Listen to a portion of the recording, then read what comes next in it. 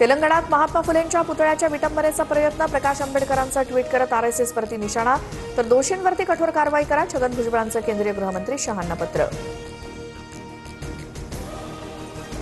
वंचितच्या कार्यकर्त्यांनी बिल्डर सुशील रहेजाच्या ऑफिसची तोडफोड केल्याचं प्रकरण, पोलिसांनी ताब्यात घेतलेल्या वंचितच्या कार्यकर्त्यांना सोडण्याचे कोर्टाचे आदेश.